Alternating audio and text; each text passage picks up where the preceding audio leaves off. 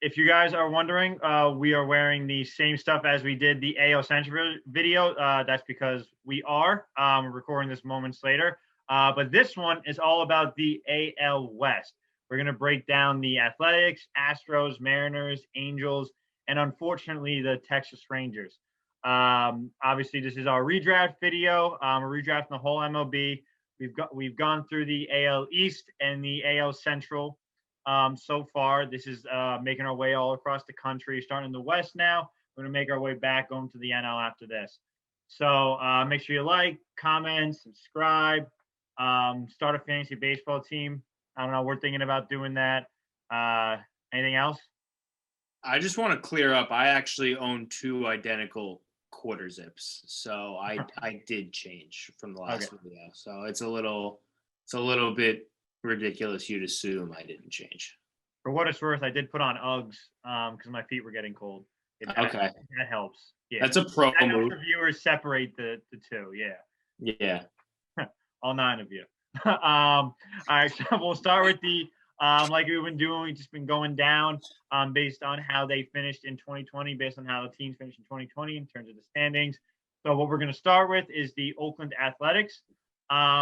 My first one, and I feel like this is pretty easy to say, is Matt Chapman. He's my number one. He's my lock number one. Amazing glove, platinum glove, as everyone loves to say. Good bat. People go a little too hard, I think, with calling him the best third baseman in baseball. I think they got to relax a little bit. The guy bats 260. He's not Nolan Arenado. He's not Anthony Rendon. He's not even Jose Ramirez. So I think people got to relax a little bit. He's amazing defensively. He is an amazing player. He's my number one on the Athletics, that's for sure.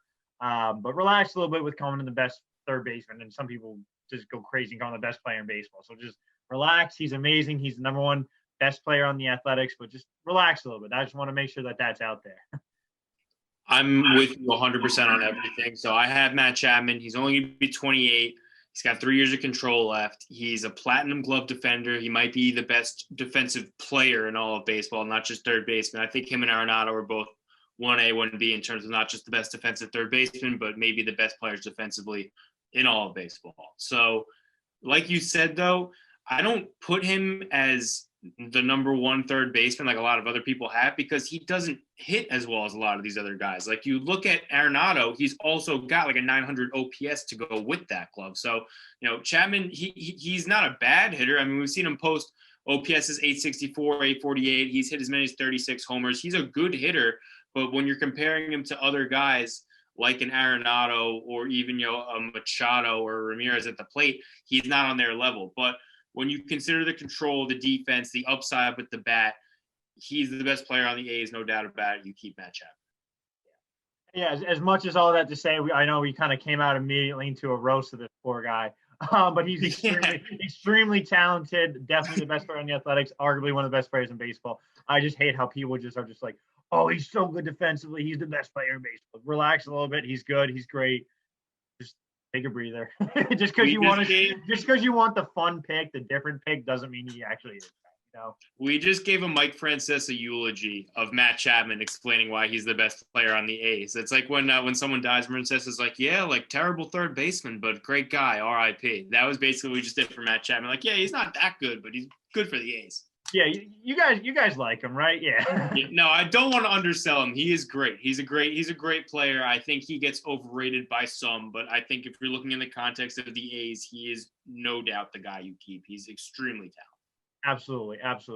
So then my second one, another wild defensive talent, someone who's kind of starting to put together offensively. But I mean, I think everyone remembers this single play. I think it was from 2019, if I'm not mistaken, is Ramon Laureano.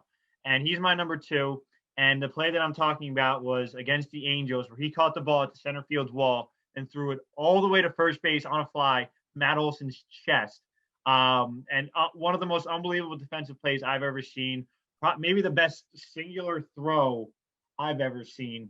Even looking back at highlights and everything, it was just unbelievable. Got to throw the ball like 400 feet to the guy's chest.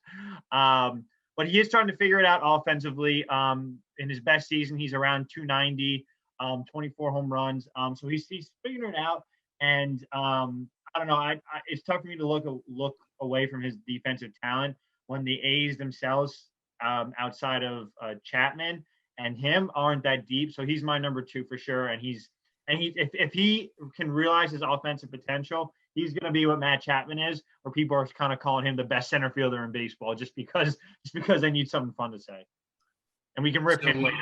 Right. So when you started off with another great defender, I thought you were going the same direction as me here, but you didn't. So I have Matt Olson as my number 2. He's a 2-time Gold Glover at first base. He is a guy who we've seen hit very well.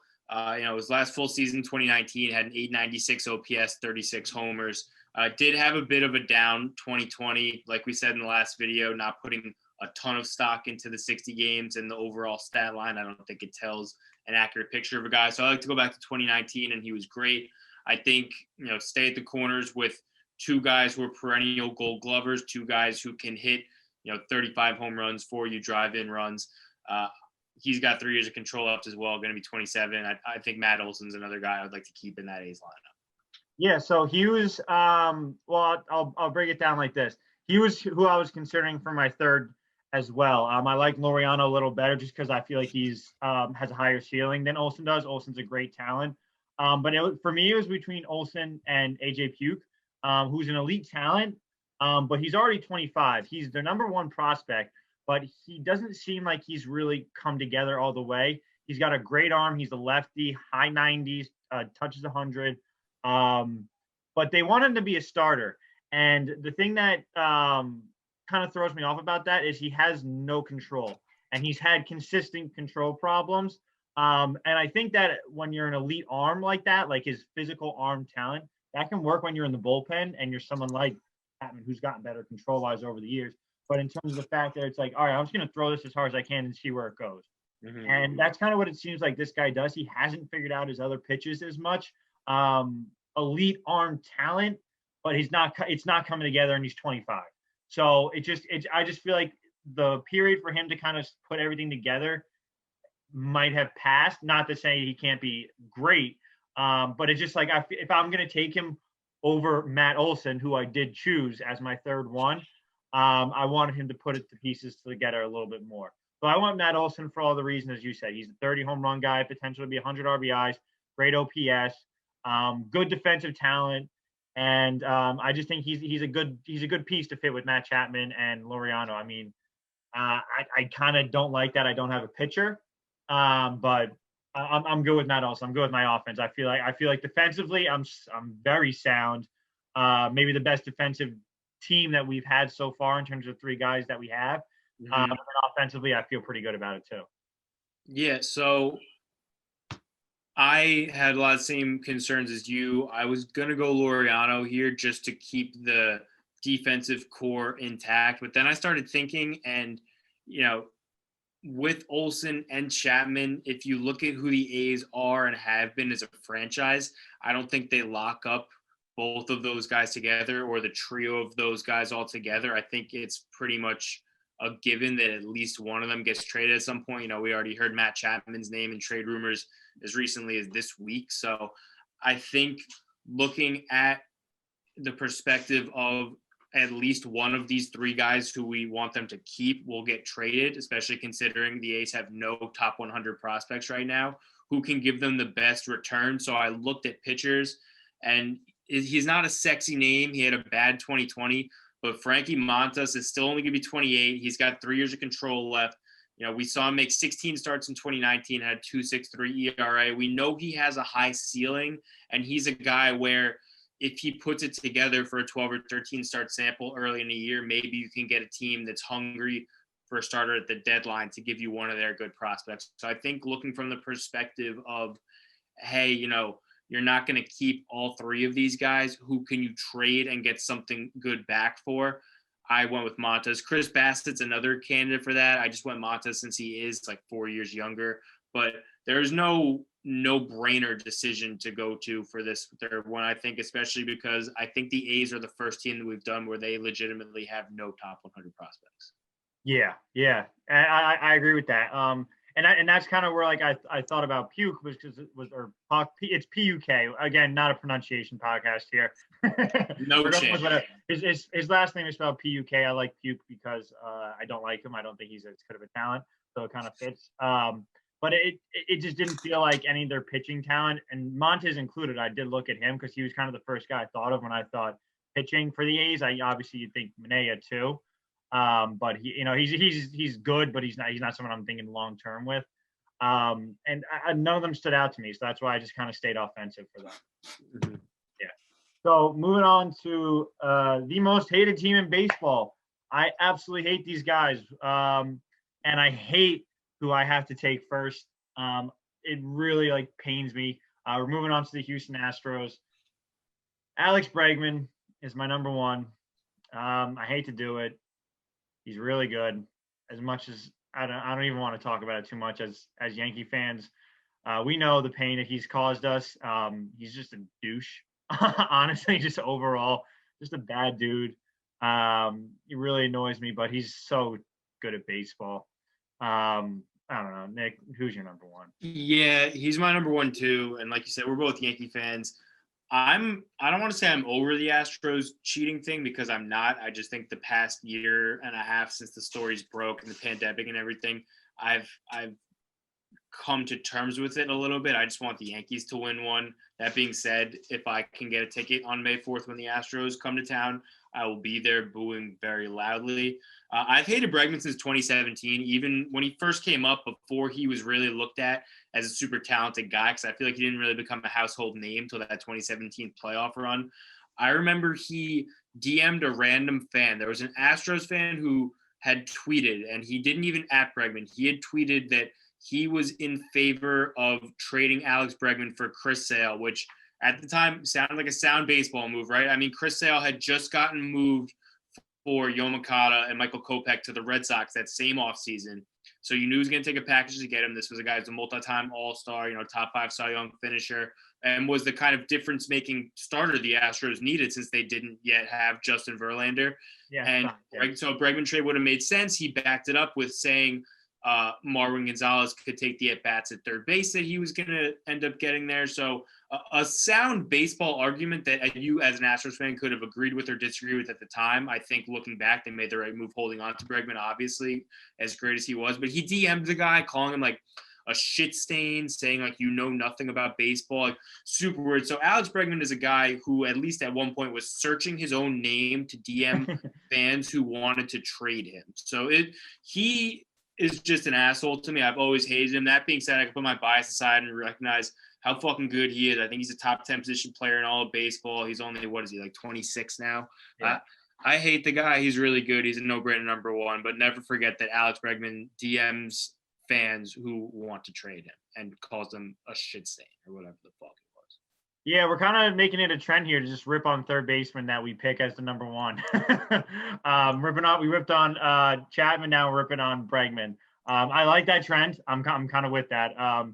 I don't like Alex Bregman, but way too talented to leave off the list, unfortunately. He's such a douche. So now my second and third, I had a lot of trouble with this. And the second most talented player is obviously going to be Carlos Correa. But we are factoring the fact that he's probably going to be a free agent next year. I would be shocked if they extended him, regardless of the fact that he's probably going to want to hit free agency to get as much money as he has. So I'm going to let Correa walk because I don't think he's coming back to the Astros, in my honest opinion. So as much as I want him to be my number two here, he's here for 1 year. Essentially, if we're doing this rejob, he essentially becomes a rental. So my number two was Yordan Alvarez, actually. I love his swing. He was the rookie of the year. Super talented, super powerful. Seems like a really just like compact bat. He doesn't look like he overswings. So I really like his talent. I do think that he's going to be like a solid part of that lineup for like years and years to come. So he was my number two, only under the assumption that Correa is not going to be an Astro for long. Mm-hmm. Right. So I'm with you there. I think Correa is an interesting case to me. They did just let Springer walk At a certain point, they're going to have to pay some of these guys. I think they've clearly prioritized keeping Bregman and Altuve around. It wouldn't shock me to see Correa back in Houston. I think he's one of the guys.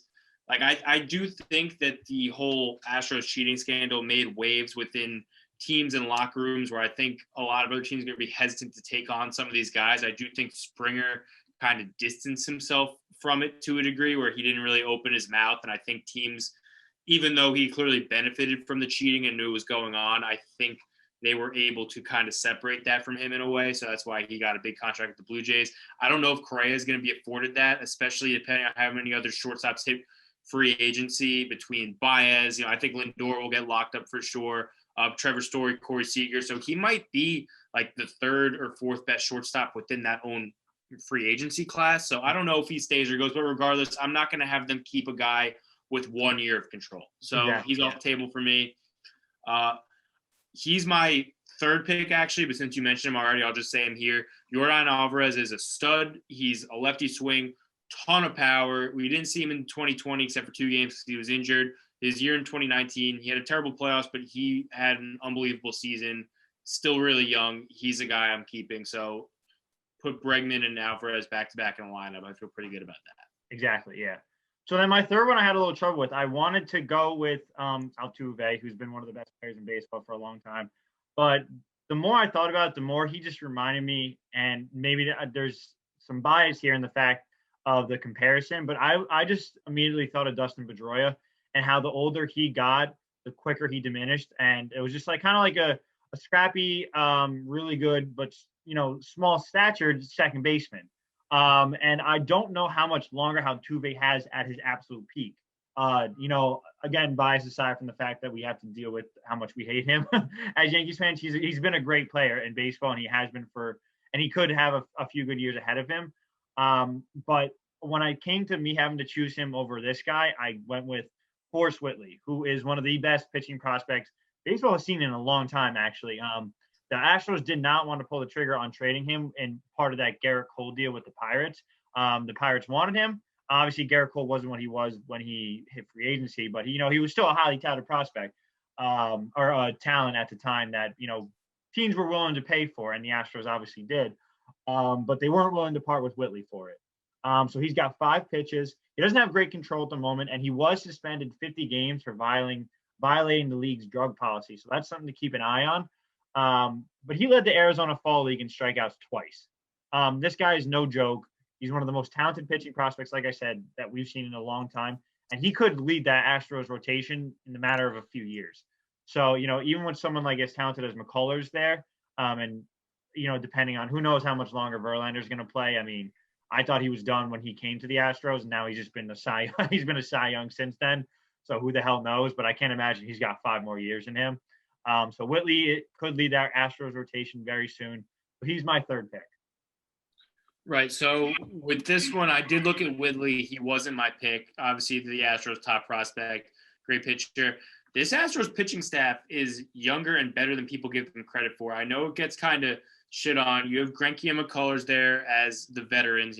Cole obviously leaving, Verlander getting hurt, but they had a lot of guys who held it down and contributed to them getting to a Game 7 in the ALCS. You look at Jose Urquidy, he's 24, he's got a lot of potential. Christian Javier, 23, was another guy who had a pretty good rookie campaign last year. But I am a victim of recency bias, so I'm going to go with Framber Valdez. This guy was their number 1 pitcher last year, a lefty, going into his age 28 season. He does have 5 years of control left, so they'll be able to have essentially his entire prime at a pretty cheap rate. He had a great playoffs, which I love to see. I know that you can't necessarily put too much stock into a short sample, but the fact that this guy's rookie year, he's out there balling, throwing innings, in front of a big stage like that, I think that that's something that's essential. I wanted to keep a pitcher, and as much as I like Whitley's upside, I'll take the guy who is young, controllable, and I've seen be effective at the major league level. Yeah, fair point. I just really like Whitley. Whenever someone talks about like, oh, we wouldn't give him up in a trade for this guy, it just makes me think that like, okay, they see something that we don't see, because whatever Garrett Cole's peak was then, they thought Whitley was going to be higher. So right. That's just kind of how I see it. So I really like what he's going to be, and I think that if he can figure out whatever that he failed the test for. He's, I guess, served his time. Hopefully he learned his lesson there. I think he's going to be great. But moving on to the Seattle Mariners, who surprisingly finished third in the division last year over the expensive Angels. They have the number 2 ranked farm system, and I think they've actually done a really, really good job of rebuilding. So my first one is going to be someone who we've already seen, who we saw had a great rookie season, in Kyle Lewis. 262, 11 home runs, 28 RBIs in a shortened season. But we saw him just kind of be very consistent. 54 hits, I mean, obviously almost a hit a game. So he's someone that I really like and I think is super talented. And he does kind of lead like this new kind of young movement that the Mariners are following. So for that reason, I'm keeping him as my number 1. So Lewis does make my list. He wasn't my number 1, though. My number 1 is Jared Klenick. He's the number 4 prospect in all of baseball, 6th pick in the draft in 2018, top prospect for the Mariners. When you look at the fact that Brodie Van Wagenen, as his first major move as Mets GM, traded this guy with this kind of upside for a reliever who, granted, I think Edwin Diaz will end up being a productive pitcher for the Mets, especially considering his talent and how controllable he is, but still a reliever regardless, unless this is the next Mariano Rivera, trading a top prospect for a reliever is already ridiculous. And took back 5 years of Robinson Cano is the most outrageous trade in recent memory. It's one of the worst ones. For me, it's honestly right up there with Glasnow and Meadows for Archer with the Pirates and the Rays. It's all-time bad stuff. Klenick grades as a 65 overall out of 80. He looks like he could be a 5-tool player. He hits for average, hits for power. He can run. He plays the outfield. He's going to be an absolute stud. Says we're going to see him as early as this year. I hope we do. The Mariners, now that they re-signed Paxton, they could low-key make a division push this year, especially if there's expanded playoffs, which I fully anticipate seeing. I think they'll make a playoff push for sure. So I'm looking forward to seeing Jared Klenick. And Mets fans have to be mortified that this dude is going to come the next big thing, because you got 2 years of Brodie Van Wagenen, but the Mariners might get a decade plus of Jared Klenick. Yeah, he was my number 2. And he was one of those guys that when you watch him, like they're filming him in batting practice, they're like, the ball just sounds different off his bat. And that's not somebody who you trade. At the time, I'm not going to lie, I didn't think it was as bad of a deal as it was letting on, because Edwin Diaz was coming off one of the best relieving seasons ever. But I mean, I think we had recency bias at the time, thinking like, okay, maybe this could be good for the Mets, because you think that relievers are either going to stay the same or they're going to, they're going to stay the same. Maybe they have a higher ceiling because he was still 24.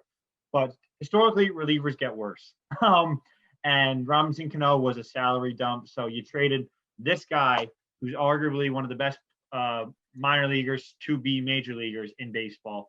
He's my number 2. You could swap him out as my number 1 too. I mean, I'm all in on this guy. Good for the Mariners, making a great deal, and they're just part of this whole prospect race that they have going on. So Jared Kelenic, great talent. Mm-hmm. So my number 2 was your number 1, Lewis. I won't say much more about him. Rookie of the year. Again, I like to see guys who have done it at the major league level. I think he's only scratching the surface so far, but 11 homers in 58 games. 364 OBP. He's got a lot of potential, and I'm looking forward to seeing what else he could do. So Kyle Lewis in outfield with Klenick is something that I'm excited to see this year for sure. Yeah, and then my third guy, I'm going to go with Julio Rodriguez. I was looking at Evan White too. They said he's one of the best defensive first basemen that they've seen, which kind of reminds me of potentially, having a nice little Mark Teixeira situation where you got a great hitter combined with one of the best gloves in baseball. But I really liked Julio Rodriguez for the fact that he might not be there right now, but he has the potential to be the best hitter in minor league baseball. And that's like, how many prospects have we mentioned throughout the course of these videos? Torkelson, we just mentioned Kelenic, and they're saying this guy has potential to be better than all of these guys. Mm-hmm. So I'm going to take that as my number 3, take a flyer on this guy, and just be like, okay, I'm going to take my chances. I like some of these other prospects, but this is my guy because this guy has the highest ceiling. So I'm going with Julio Rodriguez. Yeah, I'm going to go with you there. So we got the same 3. I think if you could put together an outfield of Lewis, Klenick, and Rodriguez that has some crazy potential. We're going to see Rodriguez in 2022. So these guys can essentially play out, the first 5-6 years of their careers together for cheap in Seattle. He's got a high ceiling. I looked at other guys too, Justice Sheffield, obviously the former Yankee, and he did start to come around a bit in 2020, but I think he's just been a guy that ever since, even when the Yankees acquired him in 2016, it just always seems like he's a couple steps behind where people want him to be or expected him to be. So I don't know if he turns into the stud that people had originally thought he was going to be when the Yankees got him the Andrew Miller deal. So I held off on him. Marco Gonzalez still has another couple years of control, but I think he's a guy that's a trade candidate, and I don't know if you're getting like a monster return for him. So I wanted someone that lines up better with the timeline of both Klenick and Lewis, and that's Rodriguez. Yeah, absolutely. So moving on from a team that kind of seems like they have their shit together in the Seattle Mariners to the next two teams. We'll start with the Angels, who are just in a clusterfuck of a situation. I mean, they just can't seem to get anything right, the Angels, with the exception of Mike Trout and throwing trillions of dollars at Anthony Rendon. It just feels like everything that they do just doesn't go right. So, I mean, obviously, number one, I mean, we're not going to say too much about this, Mike Trout, right? Yeah, Mike Trout. Whatever. Best player ever, whatever. Mike Trout doesn't win though. People forget that. He's not a winner. So yeah, baseball purist. Yeah. I don't like how they have too much control over Mike Trout. That's what I don't like. you don't keep him on his toes with those 10-year contracts. You look at that Trout contract and it's like $12,465 or whatever, and then you go to the Fangraphs thing where it tells you like how much of like a player is actually worth per season, and Mike Trout's worth like $70 million per season. So you look at the money he left on the table to stay with the shit organization in the Angels. It's actually crazy. I legitimately think Mike Trout could have made $500 million in free agency if you look at especially what the next CBA might look like, which is crazy to think, but yeah, he's great. I don't know. What's Mike fucking Trout? I don't know what else you want to say. Mike Trout, number one. Everyone shut up. If you think differently, I don't want you watching the video. Yeah. My number two is who you can make the argument is the best third baseman in baseball, Anthony Rendon. Superstar with the Nationals. It's similar to Jose Ramirez in that he kind of was at the time one of the quietest superstars in baseball. He really didn't know about how good he actually was, and then he just started mashing baseballs in the playoffs, and everyone's like, oh, okay. And then they looked at his stats, batting 300, hitting 30-plus home runs, and like, okay. And then the Angels are just like, here's a blank check. Just please don't let Mike Trout leave us. So they signed him. I'm all in on him. I do think he's a really talented player. Just the Angels outside of that right now are just a dumpster fire. But Anthony Rendon, great player, still relatively young. I think he's 29 now.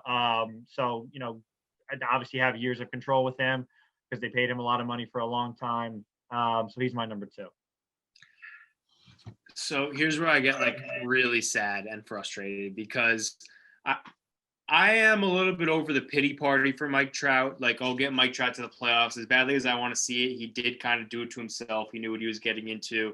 But at the same time, I don't want to hammer a guy for being loyal to the franchise that drafted him. So it just is what it is. But you do need to look at it. And I think the Angels are the worst run baseball organization that is also willing to spend and go for it. Because I'm not going to say they're worse than a team like the Rockies or, the Indians who, even though the Indians draft a bunch of good pitchers, so they're always competitive, refuse to pay anybody, or the Rockies trade Nolan Arenado for a cup of coffee. Like it makes no sense. But the Angels are actively trying and spending money, and they just refuse to get a good pitcher. Like when they missed out on Garrett Cole, I actually thought, not just as a biased Yankee fan, I thought, good, because Garrett Cole would have helped them, sure, but he wouldn't solve their problem. I thought at that time, go get 3 or 4 pitchers. Go get Keuchel, Ryu, and 2 relievers with the money you were about to pay Garrett Cole. And they end up paying Anthony Rendon instead, who is a great player. Like you just said, you had him. He's maybe the best third baseman in the entire league, but like, what is that helping? Like, they're already hitting. You need pitching. It's literally like the SpongeBob where Patrick is putting the last dollar in the vending machine and it keeps coming out and he's like, grab it, Pat, grab it. Like the money that was supposed to go to pitching, and it's just the Angels GM, it's just Billy Epler just shoving it in like, no, give me Anthony Rendon. Get me. He refuses. The big premier pitching move was Jose Quintana, which like he's a number 4 at best at this point in his career. I did look and see, like I was looking at their top prospect list. Their number 2 prospect is Reed Detmers, number 74 prospect in baseball. He was the first-round pick, 10th overall in 2020. So I was like, all right, at least they're addressing it. You read up on Reed Detmers, he's going to be here next year. It says his ceiling is he's like a durable middle-of-the-rotation guy. Like, that dude's not getting Mike Trout to the playoffs. So, like, what are we doing here? I don't know. I went Joe Adell and Rendon with my 2 and 3 picks. Joe Adell was the guy who was a top prospect in baseball. We saw him for a cup of coffee in 2020. I think he's still got a high ceiling to play in the same lineup as Trout. And Rendon's Rendon. They've got him for another like 6 years. He's unbelievable. So listen, the Angels are going to hit again this year, but every single year I see their projections, and I think Pacoda had them as like the number 2 team in the AL West, and I just wonder how. Like, it has them winning 89 games. I'm like, where? Who are the pitchers that are winning you 89 games? I don't know who they are, where they are. People just see Angels and they're like, this is the year for Mike Trout, but they don't actually use their brain to think why that would be. So I don't know. I know that was a rant and that went on way too long. It's just unbelievably frustrating that you're spending money and it's never in the right place. Well, and this is where I'm happy you left it out there, because you can't forget, and this is who I wanted to discuss, and it was between this guy and Joe Adell for me. I wound up going with Joe Adell. But you can't forget the massive move that the Angels made in terms of pitching. Shohei Ohtani, right? The guy who hasn't been able to pitch and stay on a field in the 3 years now that he's been here, are great. Amazing arm talent, like we said, but he's been getting hurt.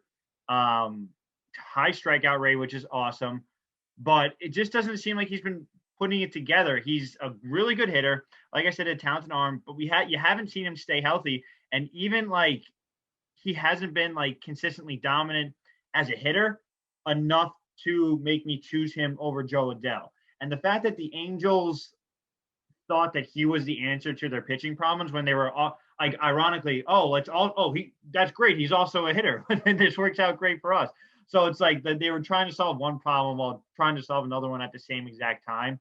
And I think they put way too much stock into Ohtani, thinking that he was going to be their 3-hitter and their ace.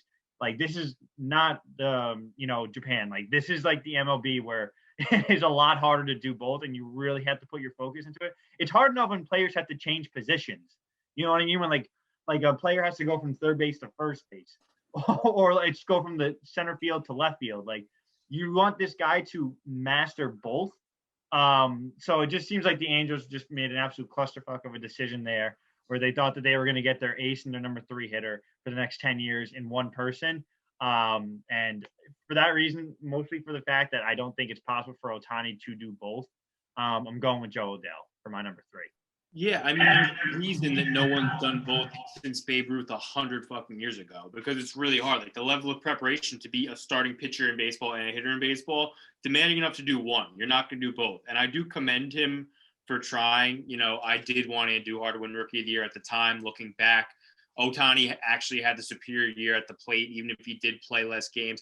I just hated the entire process of everyone sucking him off, acting like he had 30 starts and 150 games, at the plate. Like, no, he played 100 games in the field, or DH'd, and he started 10 times. So, like, yeah, that was cool to see. But, like, did he prove it's sustainable or it's something he's going to do? No. And since he hasn't been pitching, he's actually gotten worse at the plate. That was his best year offensively in 2018. So he's only gotten worse ever since all he's had to do is hit. So he's supremely talented, but massively underwhelming if you look at what people thought he was going to be. And given, I don't think he's ever pitching again. I don't know if they've officially said that or not. I don't think he's going to ever get to the point where he's pitching maybe more than a handful of games in a year. I can't see it happening, but he's not a guy I'm keeping over Rendon or Adell. When you look at all 3 of them as hitters, I'm just not. Yeah, leave it to the Angels to parlay their offense with their pitching.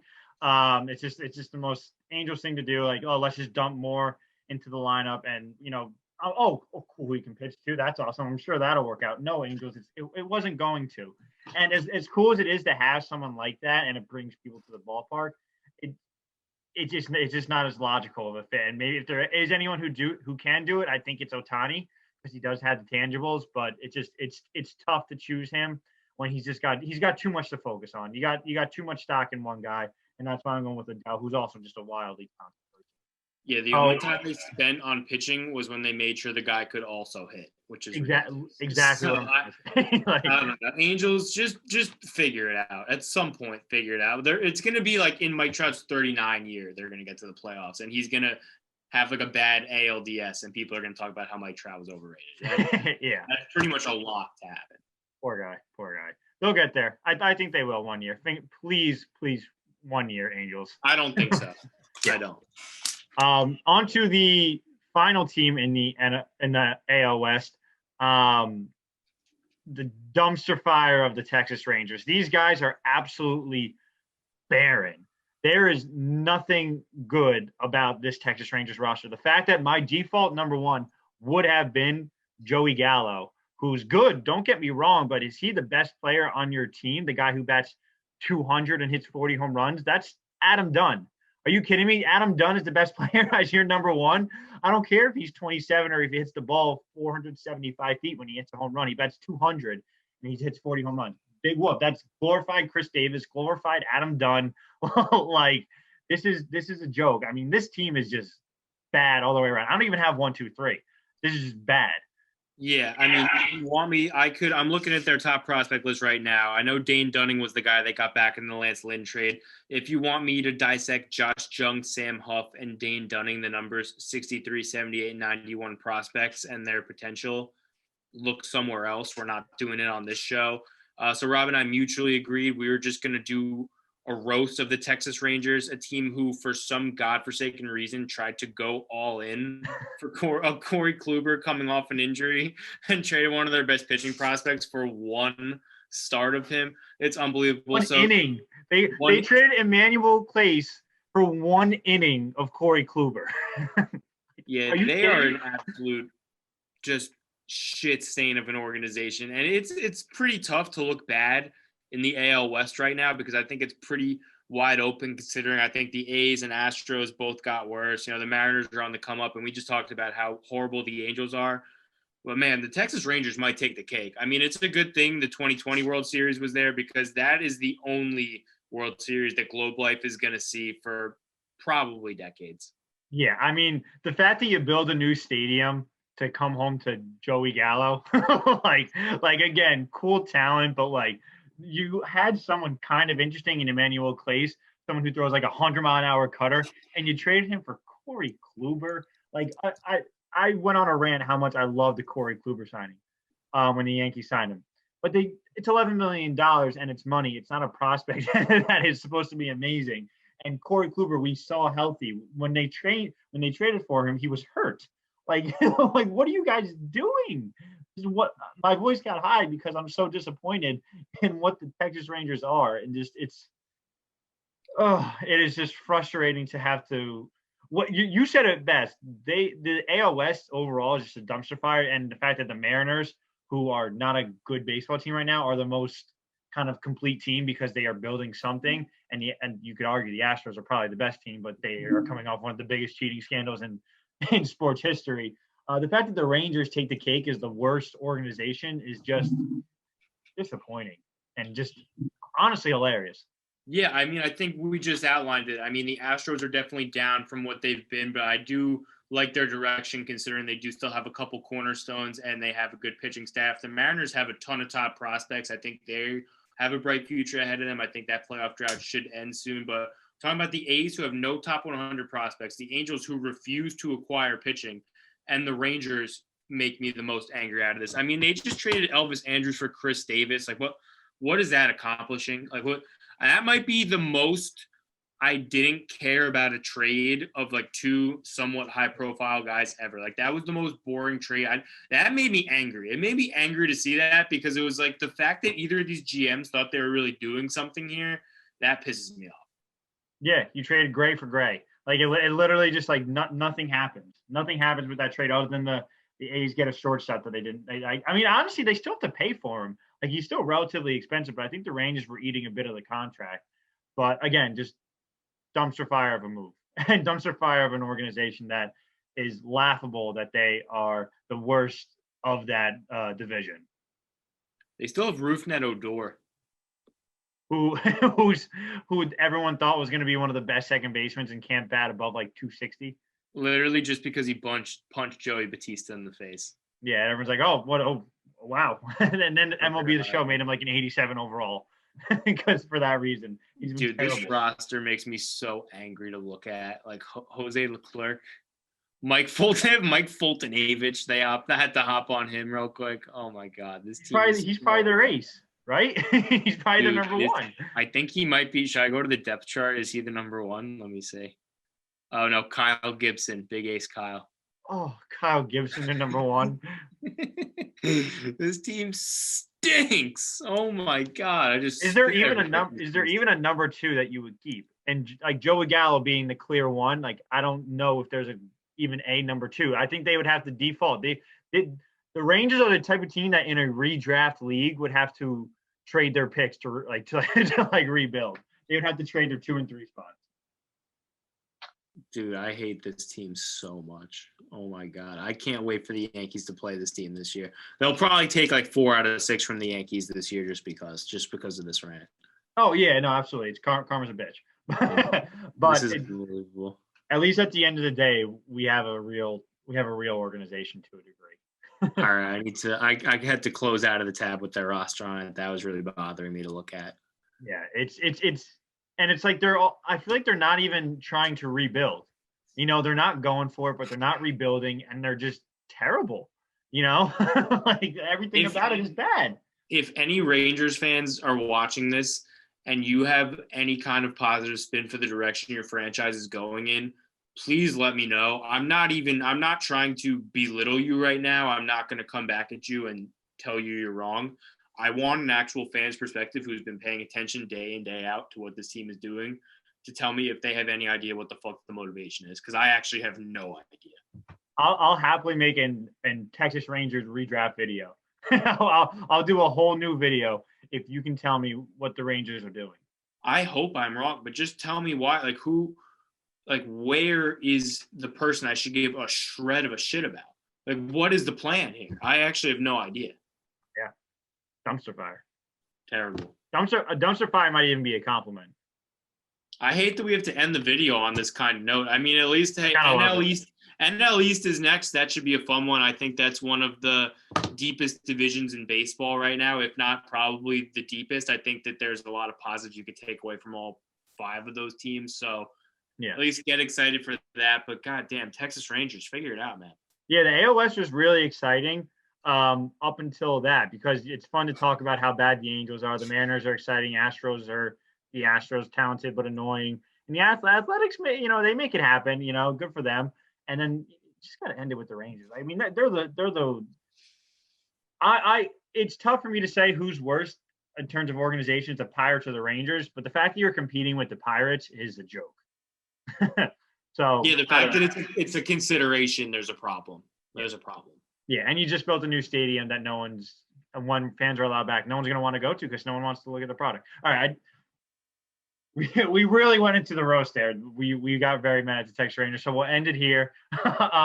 Look forward to the NL East video. I'm not gonna lie, I started as a joke and I got legitimately angry. Like I'm actually angry now. No, because I started thinking about it. Like, great, they just had this new stadium. Like, usually when you have like a new stadium, like the Yankees in 2009, like they went for it. Like they had a new stadium and kind of like a new look team. Like the Rangers are coming into this new stadium. It's just kind of like, okay. like now what? Just nothing. Oh my God. Yeah. So all right. Texas Ranger ran over. AL West video over. We're gonna start with the NL now. We're gonna start with the NL East, and then make our way across the rest of the country there. So look out for that. Like, comment, subscribe. Tweet at us about how much you hate the Texas Rangers. Ranger fans, please tweet at us. I want to know what's happening. I don't know what. I turned my back for 5 minutes. It's like a mom who went out to grab some groceries and she comes back and the house is on fire. Like, what the fuck happened? What did you guys do? You guys were in the World Series like 4 years ago. What happened? What happened? All right, bring back Michael Young. I don't know. All right. All right, we'll see you guys for the NL East. All right, later.